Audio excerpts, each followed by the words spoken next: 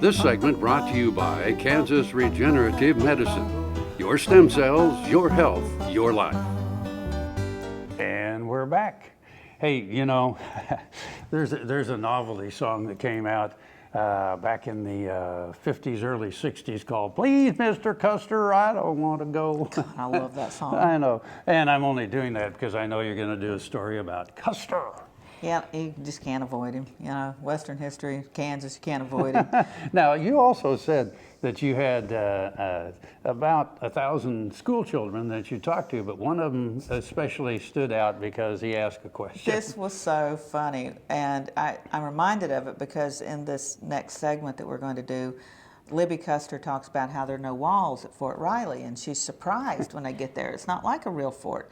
Well, most of the Western forts did not have walls for obvious reasons. There's not enough wood, so you can't put up a palisade.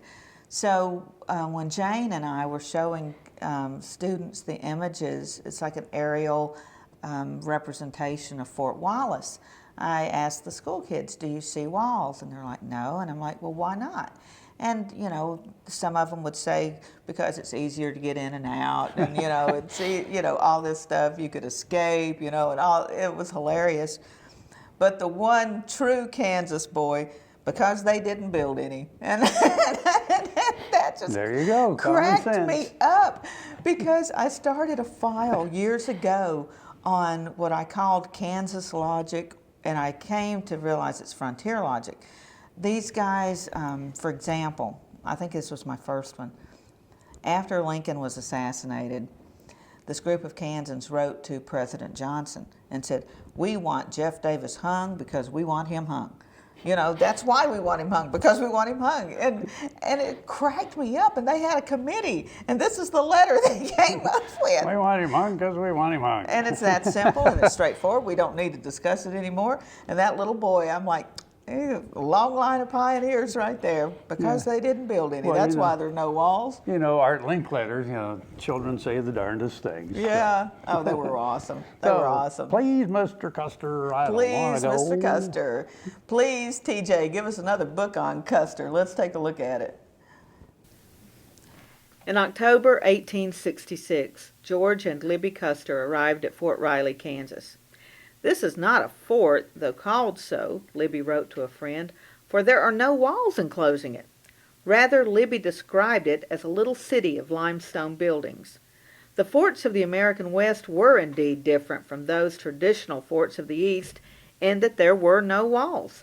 There simply was not enough wood to build them in most Western landscapes. Instead, army posts depended on commanding a view of the countryside.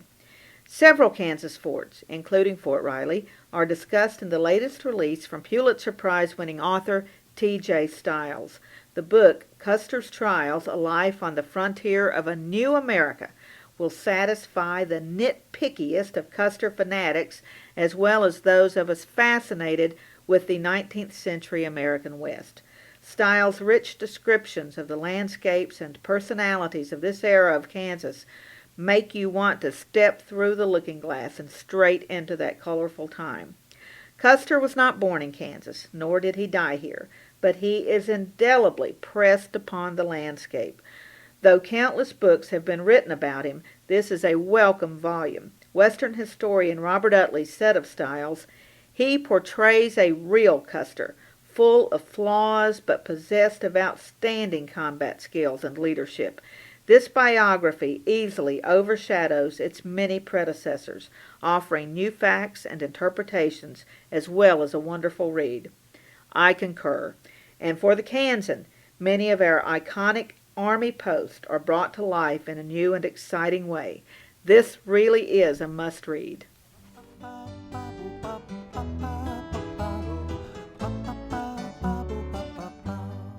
Grain sorghum is one of the most important cereal crops worldwide, and Kansas leads the nation in its production.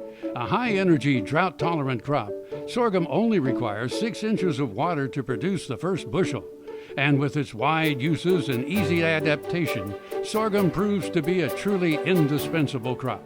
Kansas Grain Sorghum is committed to sorghum research, market development, and education. Learn more at ksgrainsorghum.org.